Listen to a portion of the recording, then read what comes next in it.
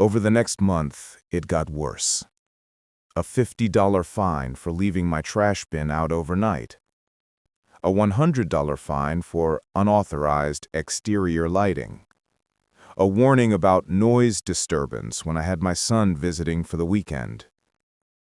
I tried reasoning with them. I attended a board meeting.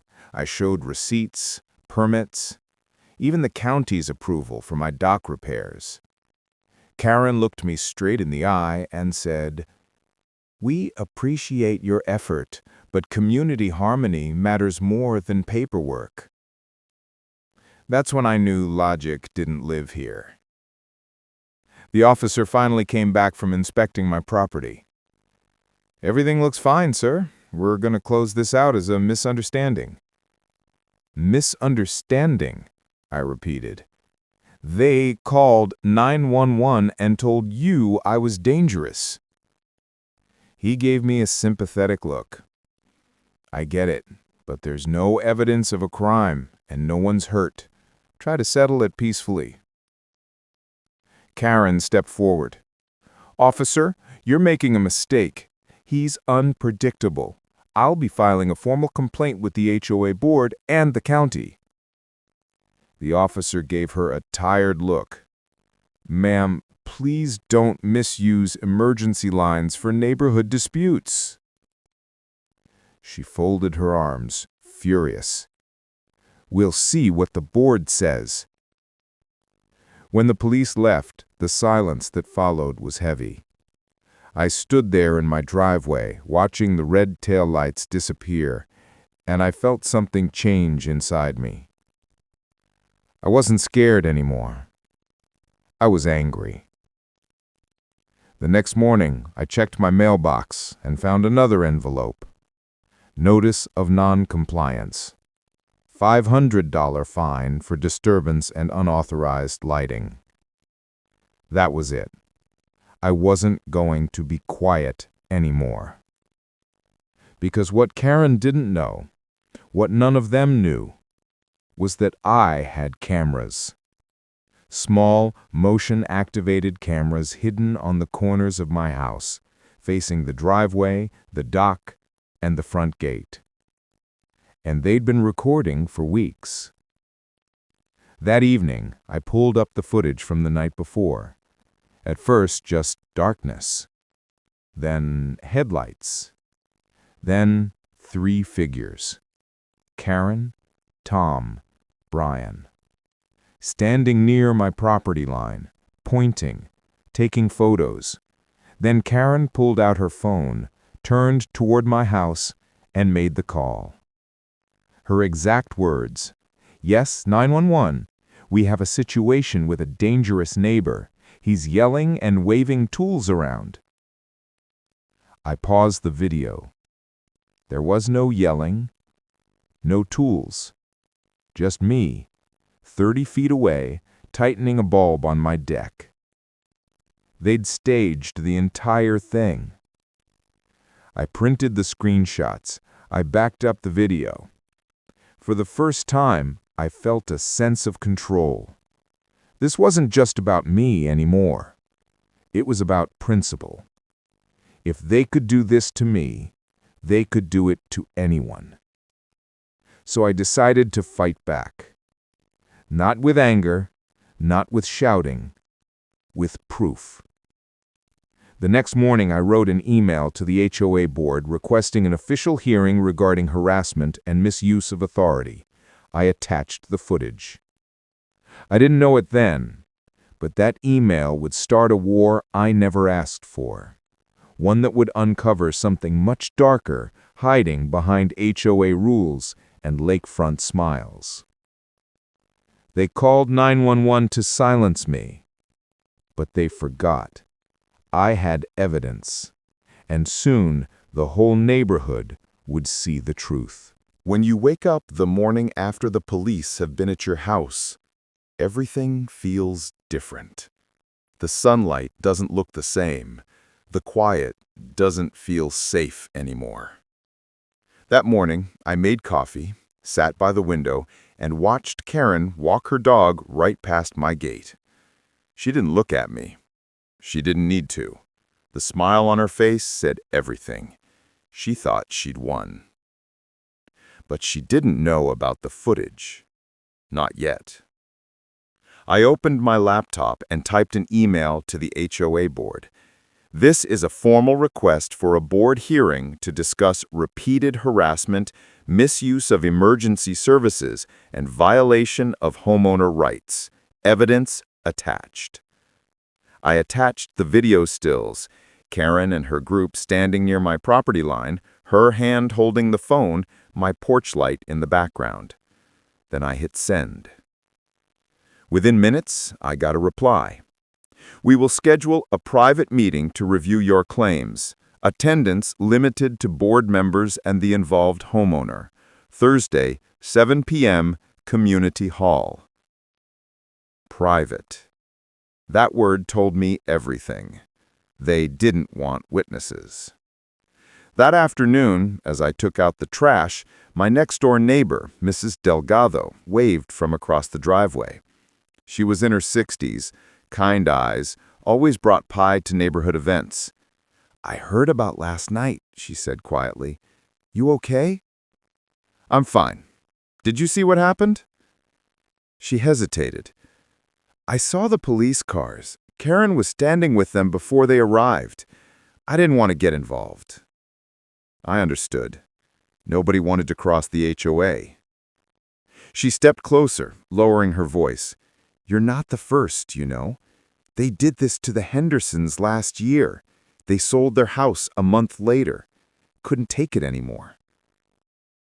I felt a chill. What happened to them? They started asking questions about the HOA fees, where the money was going. Next thing you know, complaints started piling up against them. Noise violations, trash violations. Then that 911 call about a domestic argument that never happened. After that, they left. Her words hit me hard. This wasn't about rules. It was a pattern. When Thursday came, the air felt heavier than usual. The lake was calm, the sky turning orange over the water. I put on a plain shirt, printed copies of the video screenshots, and drove to the small building near the entrance of the community, the Lakeview Community Hall. There were 6 cars already parked outside. Karen's silver SUV was front and center. Inside, the board sat around a long wooden table. Karen at the head, Tom beside her, and 3 others, people I'd seen at barbecues, now with stiff faces and crossed arms. "Mr. Jacobs," Karen said, pretending to sound professional, "thank you for coming. Let's resolve this peacefully." "That's all I want. Peace." I placed my folder on the table. "You called 911 on me, accused me of threats, and fined me $500 for something that never happened. I have proof." "Proof?" she smirked. "Proof." I slid the printed screenshots across the table. "This is you, Tom, and Brian at my property line. Here's you making the call. There's no disturbance, no threat, no yelling. Just me changing a bulb." The room went quiet. Karen glanced at the papers, then pushed them back toward me. "Mr. Jacobs, we don't dispute that you were fixing a light. The issue is that you've been repeatedly non-compliant with HOA standards." "That's not the issue," I said firmly. "You lied to the police." "That's a serious accusation," she replied, her voice tightening. "Be careful what you claim." Tom leaned forward. "We all know you've been difficult, Frank. You don't attend meetings, you ignore letters. The community has to protect itself." I couldn't help but laugh. Protect itself from what? A porch light? "From hostility," he said. Karen folded her hands. "Let's stay calm. The board has already voted on disciplinary action. You'll receive notice by mail." "You already decided before hearing me?"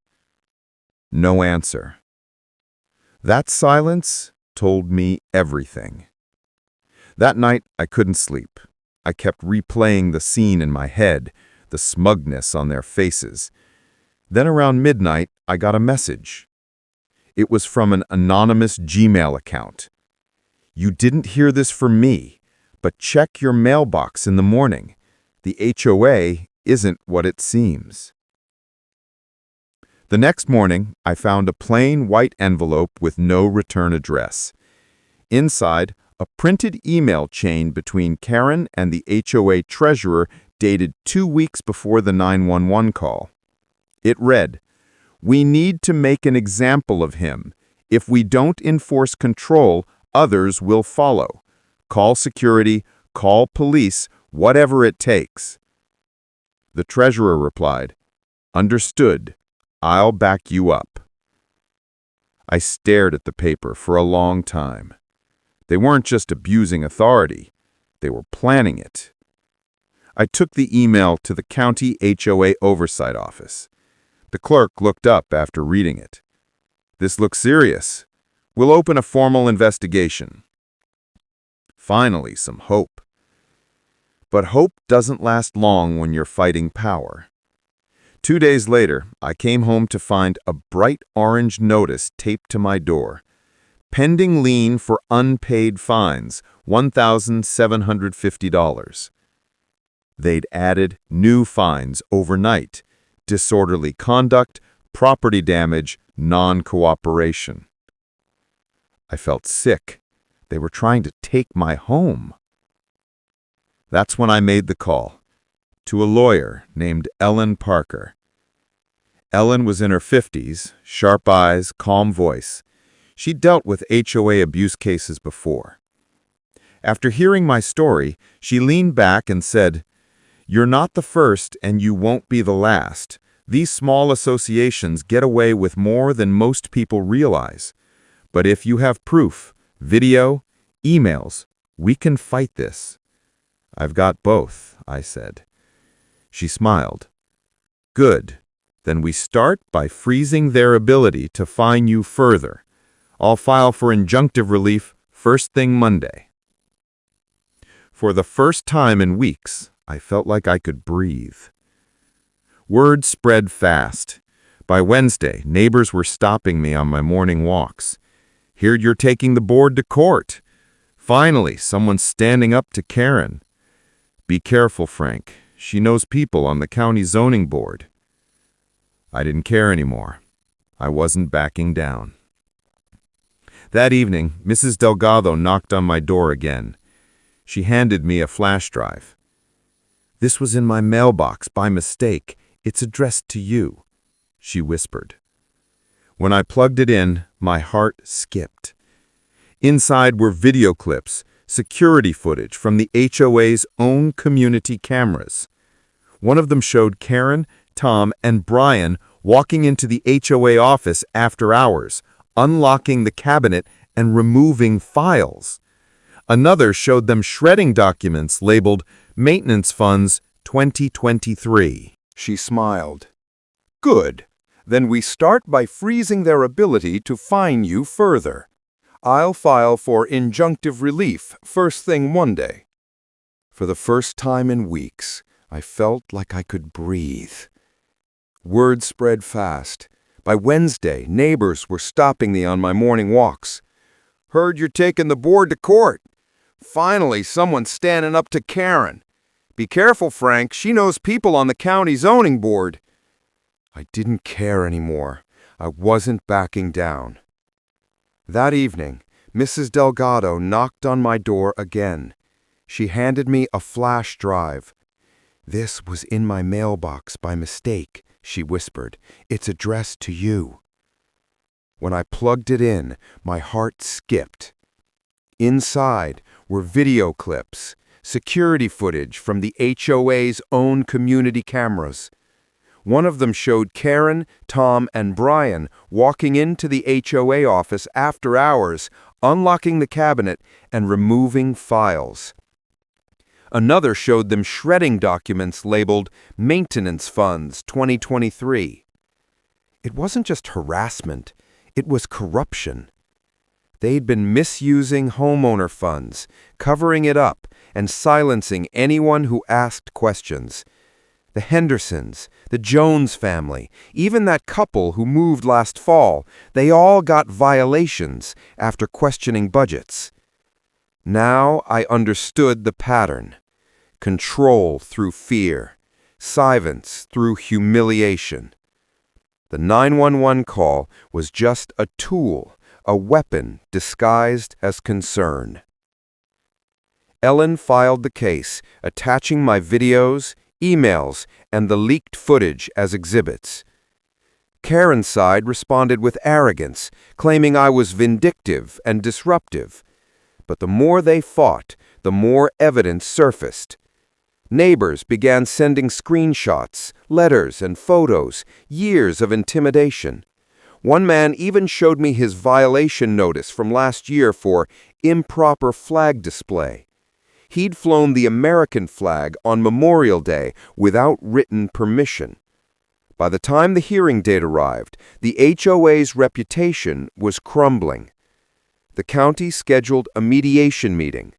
I walked in with Ellen beside me, calm, confident. Karen was already there, her smile gone now. The mediator started. This hearing is to address the misuse of emergency services and alleged HOA misconduct. Ellen spoke first.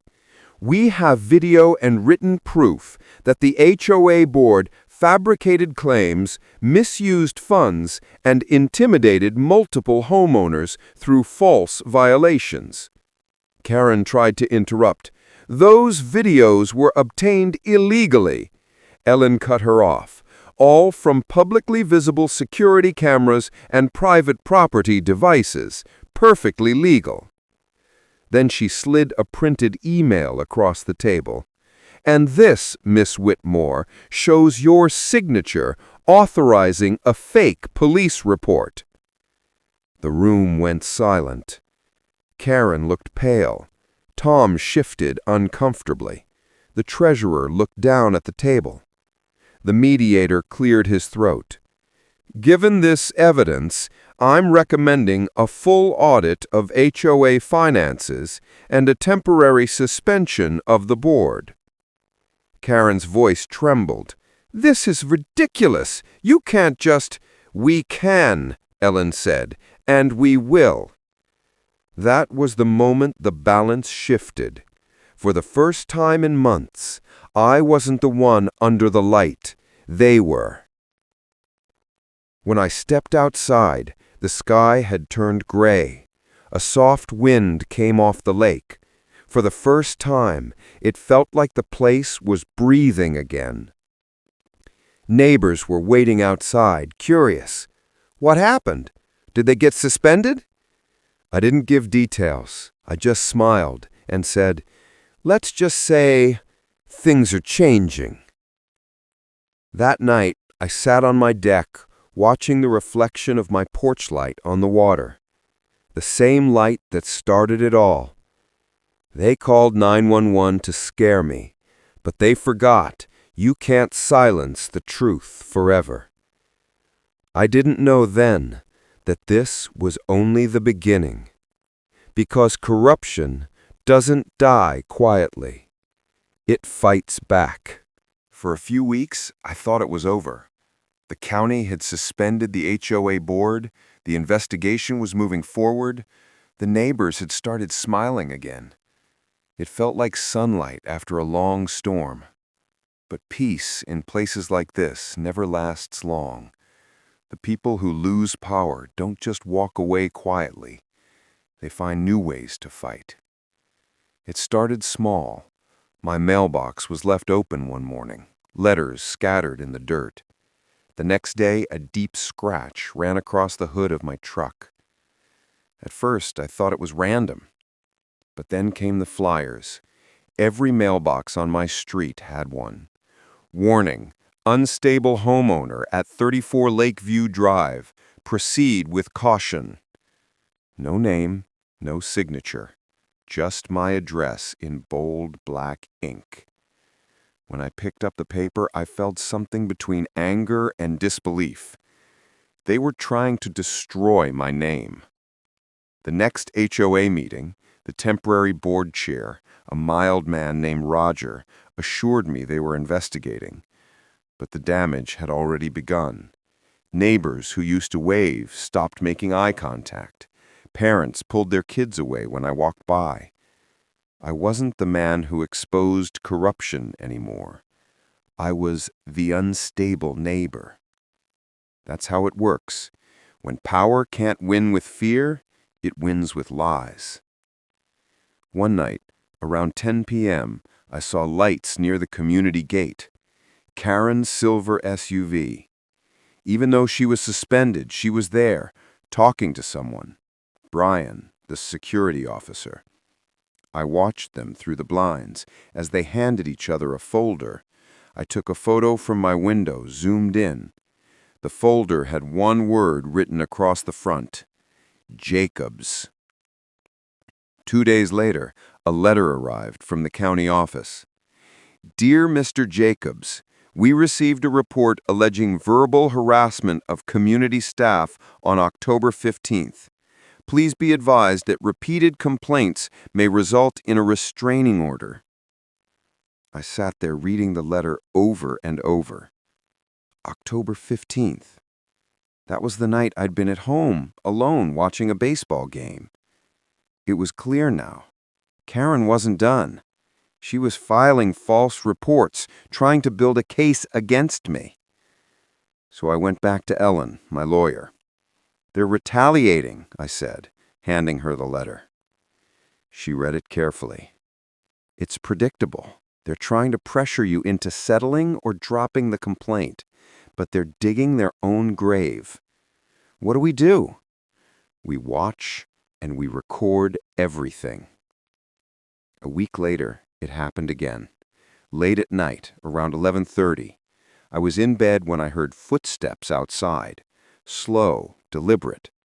I grabbed my phone and opened the security app. There, a shadow moving near my truck. The person crouched, then stood up and walked away fast. The next morning, I found a fresh dent on the passenger door and a note tucked under the wiper. Sell your house while you can. I showed the footage to Ellen. She looked angry for the first time since I'd met her. This is harassment and intimidation. We'll take it to the sheriff directly. The sheriff's office opened a case, but they were cautious. We can't accuse anyone without solid proof, the deputy said. Do you have clear footage of their faces? The camera caught only the silhouette, but the outline was familiar. Broad shoulders, a limp on the right leg. It was Brian, the same man from the night of the 911 call. I upgraded every camera around my house the next day. If they wanted to play dirty, I'd be ready. The meeting that shouldn't have happened. One Friday afternoon, Mrs. Delgado knocked on my door again. They're meeting tonight, she whispered, at Karen's house, about you. But they're suspended. Doesn't matter. They're still pulling strings. I overheard them talking at the store. I thanked her and waited. That evening, I parked my truck a few houses down and walked quietly along the tree line. Karen's house was lit up. Through the window, I saw 5 people sitting around her dining room table. I recognized all of them. Board members who were supposed to be under review. Karen's voice was clear from even the distance. We can't let him make us look like criminals. If we can't get him legally, we'll get him through property violation codes. Tom's voice followed. We'll get inspectors involved. He'll drown in paperwork. They laughed. That video was the final piece I needed. Ellen filed a motion for witness tampering and continued harassment. The county judge took it seriously. A hearing was scheduled. Meanwhile, I shared the new video with a local news reporter who had been covering HOA scandals in nearby towns.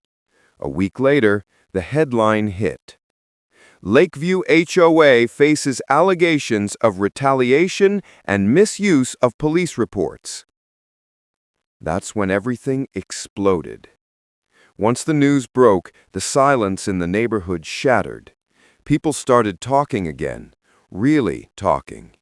Old board members, former residents, even maintenance staff. Stories poured out.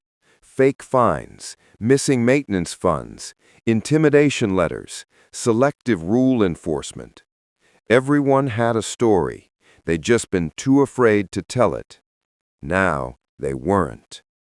Ellen filed a class action claim on behalf of multiple homeowners. Suddenly, it wasn't just me versus the HOA. It was us versus them.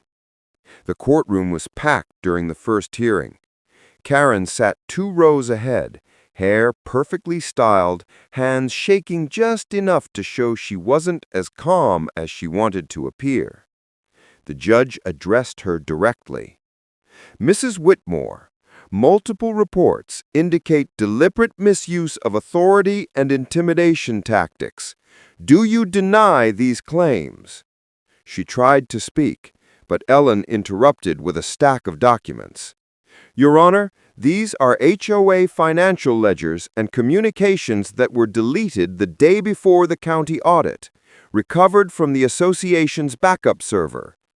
Karen's face drained of color. Recovered? She whispered. Yes, recovered. Permanently. During cross-examination, one of the treasurers finally cracked. Karen told us to file the fines. She said if we didn't make an example of him, the whole neighborhood would stop listening. She said it was about control. The courtroom went dead silent. Karen buried her face in her hands. The judge sighed. This court will be recommending the dissolution of the current HOA board and referral for criminal investigation. When the hearing ended, I walked outside into the sunlight. Neighbors were waiting, clapping, some even hugging. Mrs. Delgado had tears in her eyes. You did it! You really did it! I smiled, exhausted but relieved. No, we did it. They can't bully people forever. But it wasn't over yet. A few days later, I received an envelope from the county office. Inside was a letter. Pending final audit results, you are hereby reinstated as a member in good standing. All fines are nullified. For the first time in months, I felt free. But there was something else in that envelope. A small folded note, handwritten. It read, "You're lucky this time, but the lake remembers." No signature, just that one line. For a moment, I felt that old chill again. But then I smiled, because I had cameras, I had evidence, and now the whole county was watching. When people ask me now what it's like to live under an HOA, I tell them the truth. It's not about lawns or lights, it's about control. And when control turns personal, it becomes dangerous. But standing up for yourself, even when it feels impossible, can change everything. Because sometimes all it takes is one person saying no more. They tried to destroy my name. They tried to take my home. But when you expose the truth, fear loses its power. The morning after the court hearing, the lake was quiet again. This time, it wasn't the heavy kind of quiet that comes from fear. It was peaceful. For the first time in months, I could hear the birds, the wind, the soft hum of the water against the dock.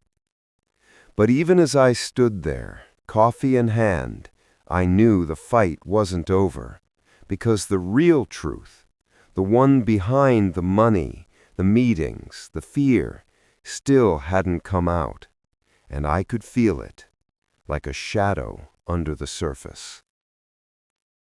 2 weeks later, the county appointed a forensic auditor to go through every HOA financial record from the past 5 years. Ellen called me. "They're digging deep," she said. If what you told me about the shredded files is true, this is going to expose everything. How long will it take?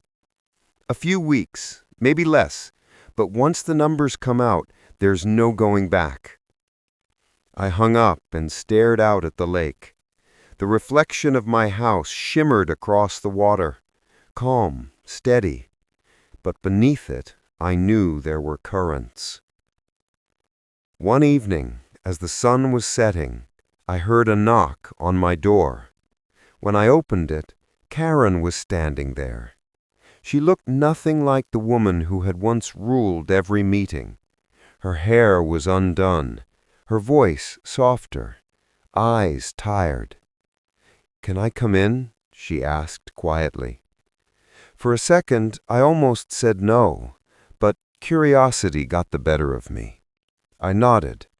5 minutes. She stepped inside, looking around the living room like she was seeing it for the first time. "I wanted to explain," she said finally. "Things got out of hand." "Out of hand?" I said, trying not to laugh.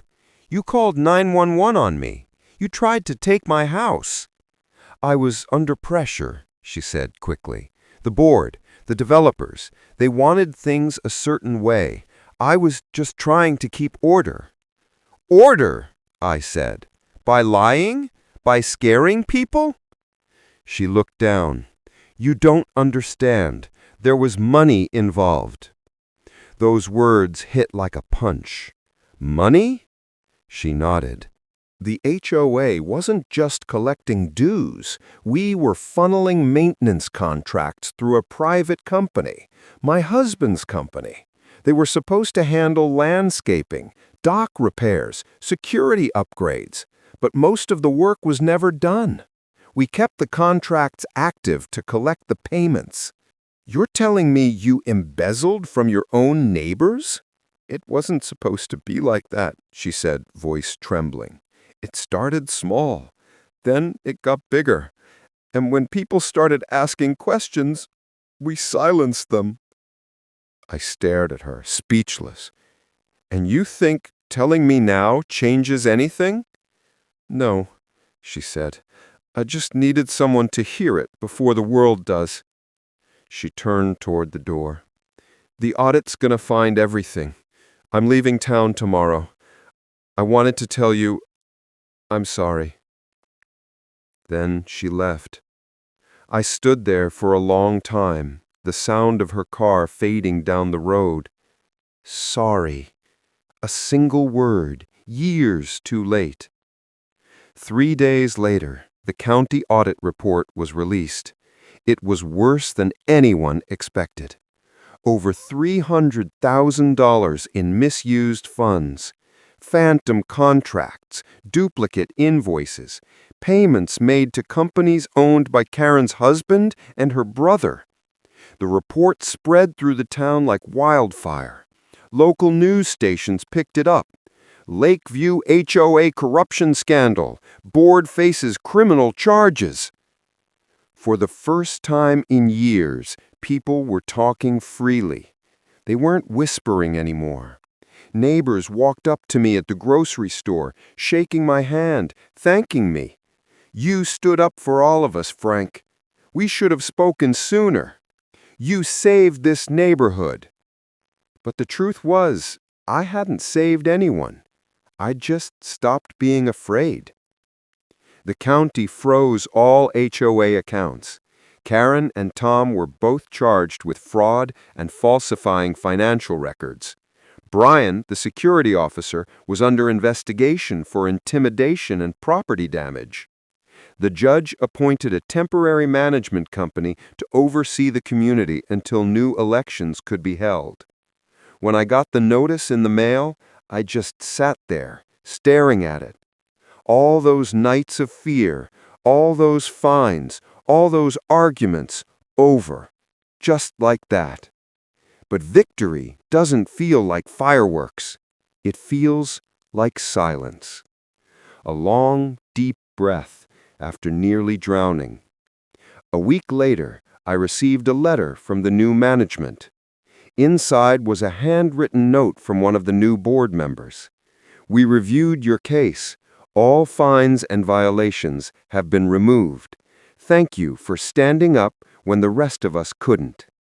There was also a small envelope inside, a refund check. $2,150, every dollar I had ever paid in HOA fines. I folded the check carefully and tucked it into a drawer. Not because I needed the money, because it meant something. It meant that truth had finally won. But just when I thought it was over, fate had one last twist. A month later, I saw Karen again, in the parking lot of the grocery store. She was loading bags into the back of her car. For a moment, she looked up, and our eyes met. There was no hate left between us, no shouting, no fear, just two people standing on opposite sides of the same story. I walked over slowly. She didn't move. "You were right about one thing," I said quietly. "The lake remembers." She gave a faint, sad smile. "I lost everything, Frank." "No," I said, "you sold it for power." She didn't argue. She just closed the trunk and drove away. That was the last time I ever saw her. Today, the lake is different. The new board is transparent. Meetings are open. Rules are simple. People wave again. Kids play outside. Sometimes when I sit on my porch and watch the sunset, I think about how close I came to losing everything. Not just my home, but my peace. And I realize something I wish I'd known sooner. It's never just about the rules. It's about who gets to make them and who has the courage to say no. The 911 call was never about danger. It was about silence.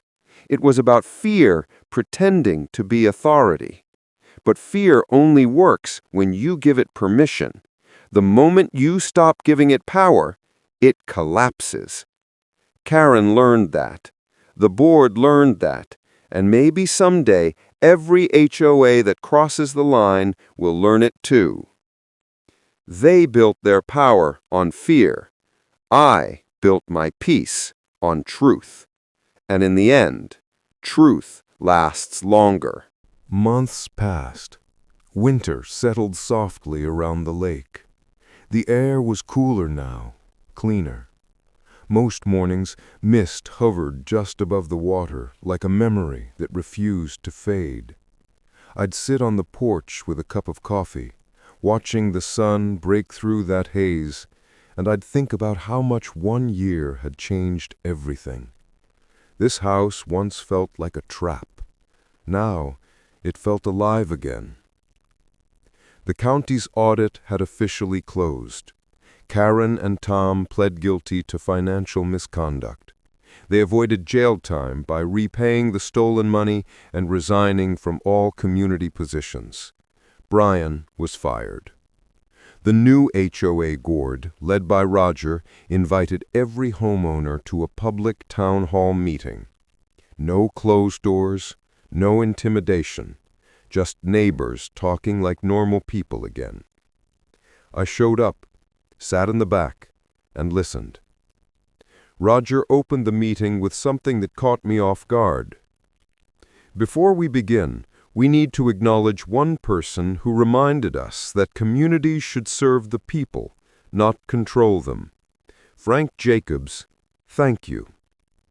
The room filled with applause. I didn't stand, I just nodded, humbled.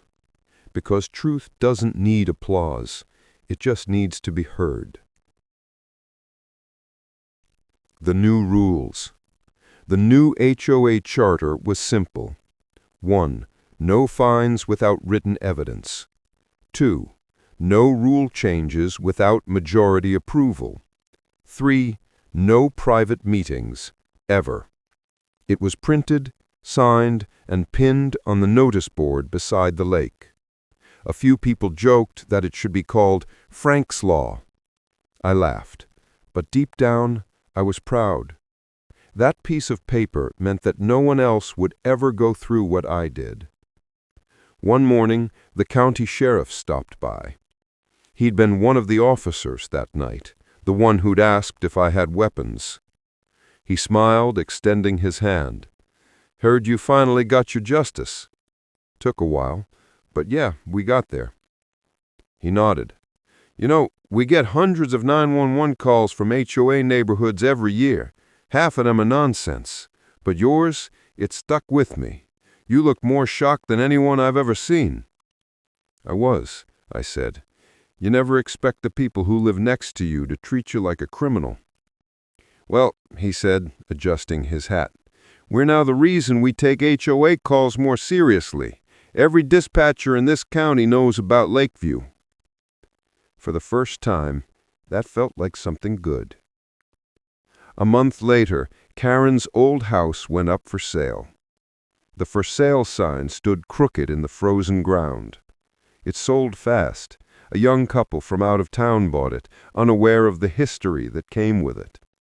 One afternoon, I saw them moving in. They waved. I waved back.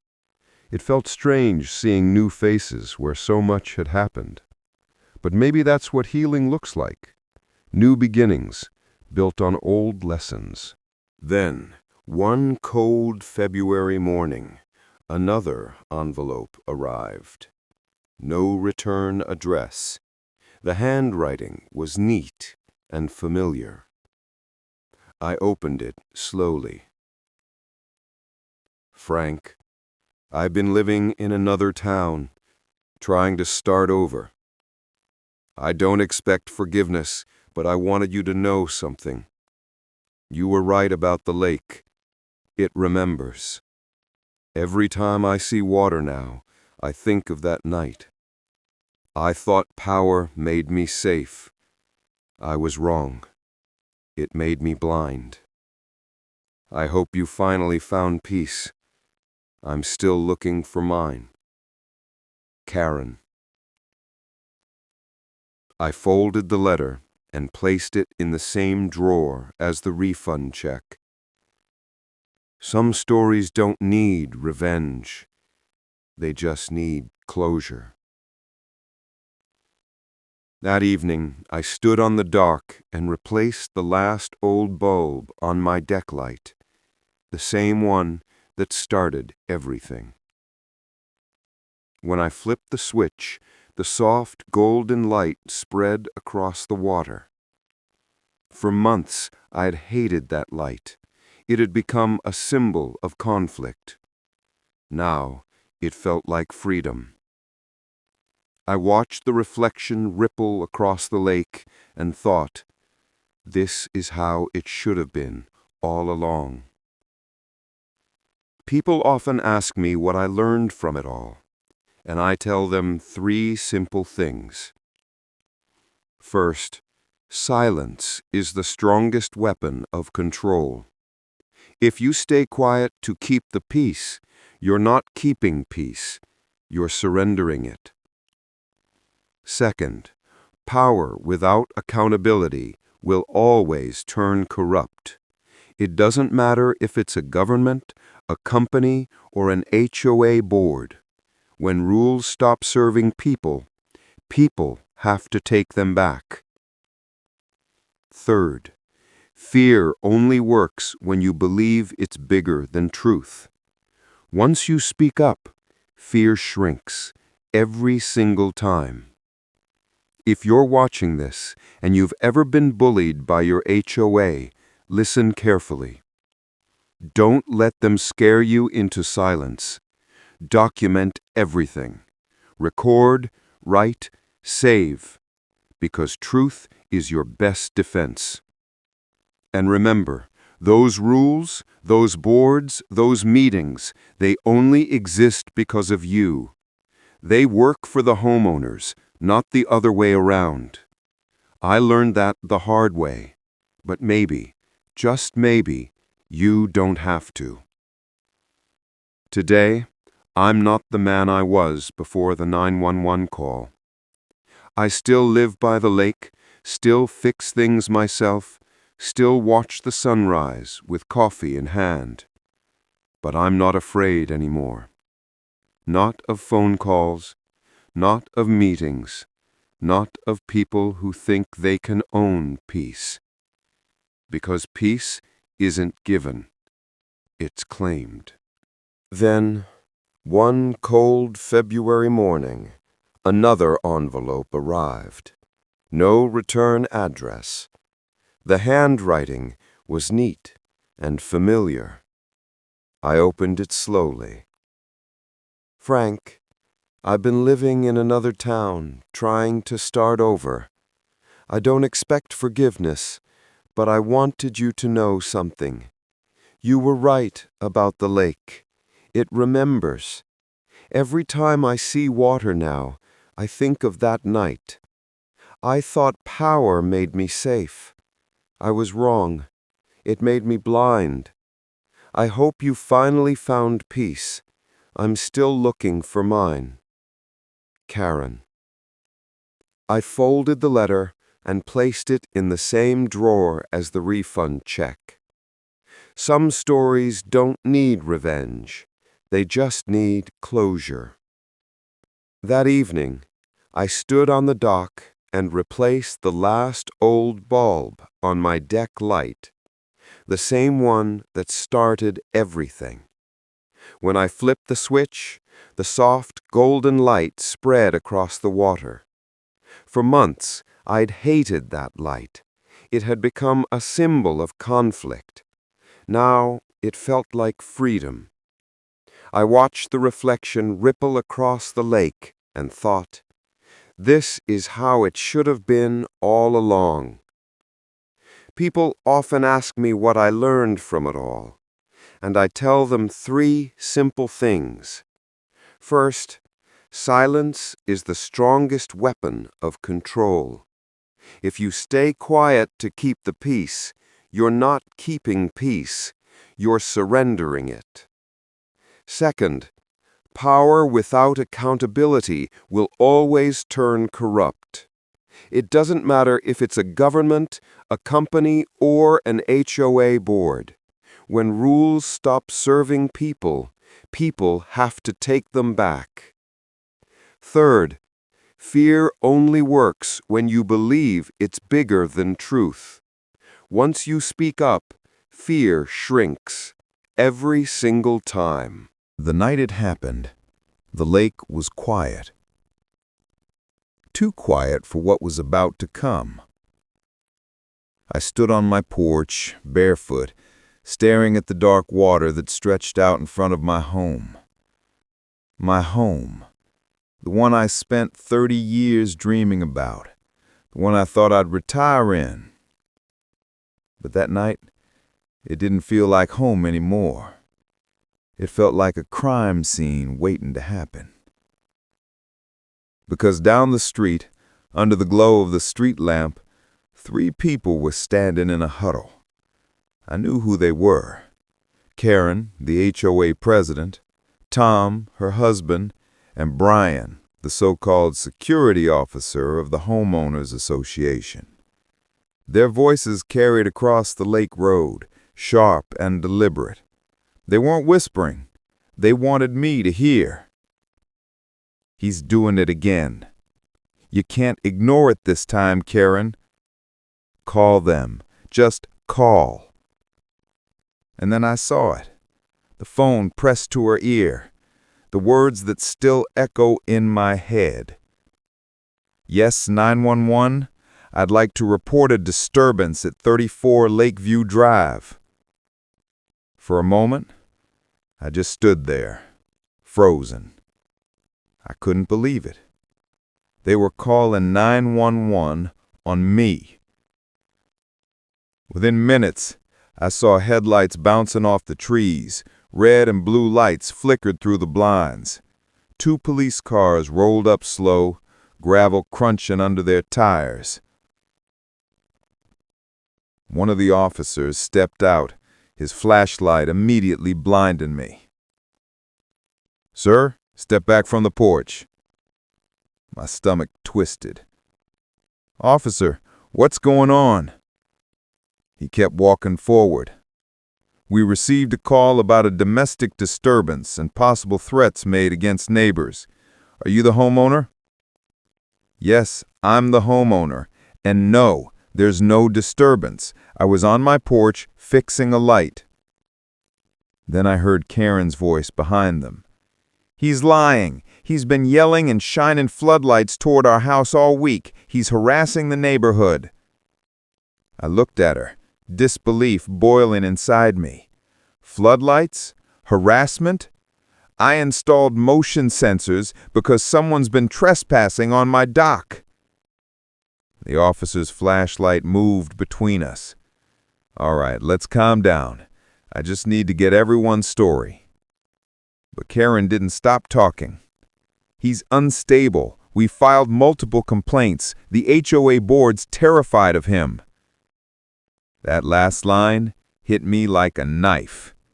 Terrified of me?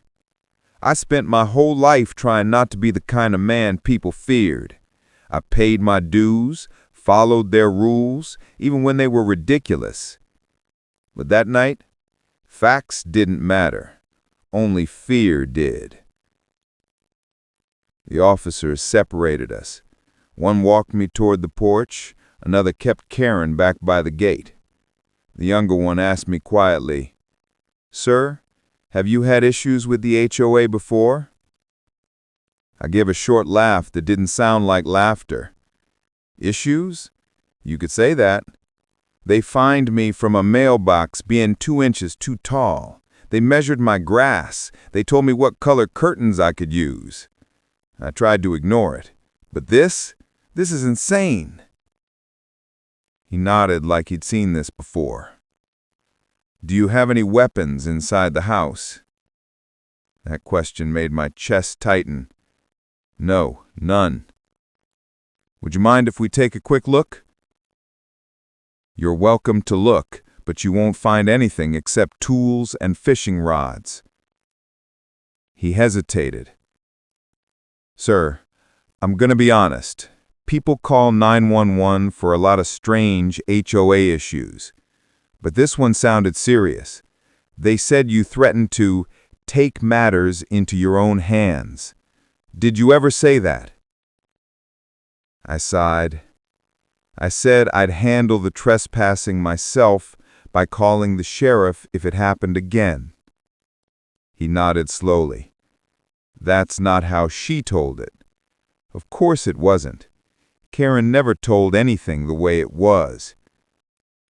While the officers walked through my property, I caught a glimpse of something across the yard. Karen was smiling. Not a nervous smile, not an embarrassed one, a smile that said, "I got you." That was the moment I understood what this really was. This wasn't about lights or noise. This was about power.